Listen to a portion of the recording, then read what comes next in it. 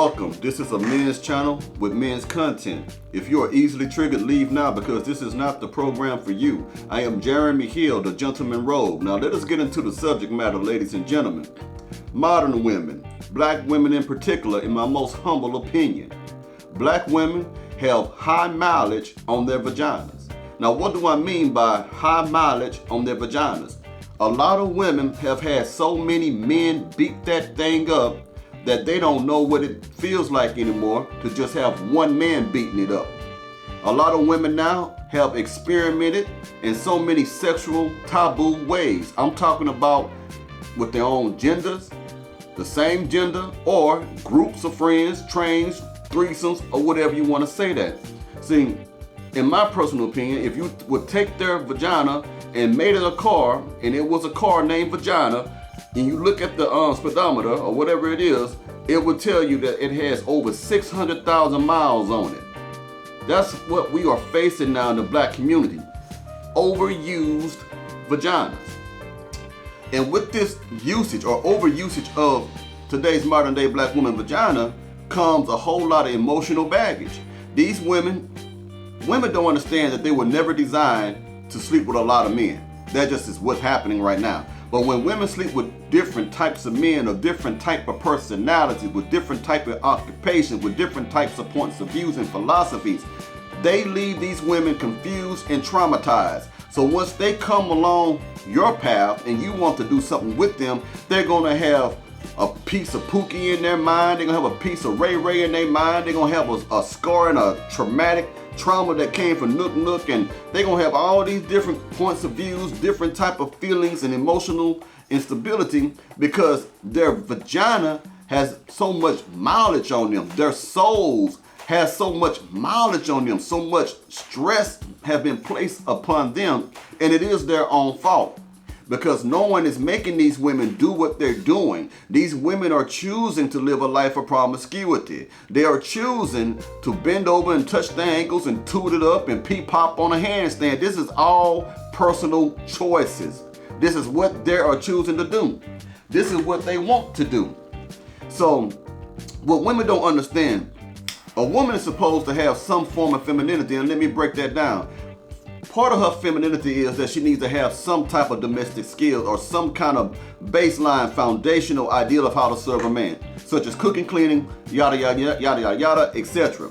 But what women don't know the most is every woman is designed to be customized by that man that they're choosing to marry. Now, what do I mean? That woman, which is supposed to be a virgin, that's what she's supposed to be. But if she's not, that woman is supposed to have some type of idea of how to please a man, right? But then when she comes into that man's life, he begins to mold her, groom her. What do I mean? He tells her and teaches her what he likes and what he don't like. And then she makes the necessary adjustments to what she's receiving from him as knowledge so she can be the best version of a wife she can be for him. Women are supposed to be customized by that man. I know a lot of women don't want to hear that, but it's still the truth though, Jack. Now, a woman with high mileage is going to have a bad reputation. You know somebody in your neighborhood who got that hoopty, that car that always breaks down, and when it drives you hear that belt go that timing belt, or you see that smoke coming from the muffler and people see you driving it and they know from a mile away when they see that car that's you, or they know that you have a bad car because it's a reputation you got. You'll have a reputation of driving a piece of crap, okay? Women with high mileage also will have a reputation of being a piece of crap, meaning she will be known for being a sexualized whore. I'm just being honest with you. A woman who has high mileage on her vagina will be well known in the streets. She'll be well known. Now, the only time these women can get away from that reputation is if they relocate. If they go to another city or another town that's not next to them and a stranger come by and don't know her history, then she can act like she's brand new. But she's not. She is still the same old 86 Buick. That's what she is. I'm just being honest with you. Women with high mileage is no good for you because a woman who is high mileage, she will always compare the next man to the other man because she has so many men on her, so many men inside of her, so many men teaching her different sexual freaky things that she have come to like, she will always compare this man to that man, to this man, to that man. Well, this man did good at missionary, but Keith do missionary better. Well, yeah, Keith may not do doggy style is good at Arnold, but Arnold do the other thing better. You'll never have that woman because she done gave so much of herself away. You'll never have her totally.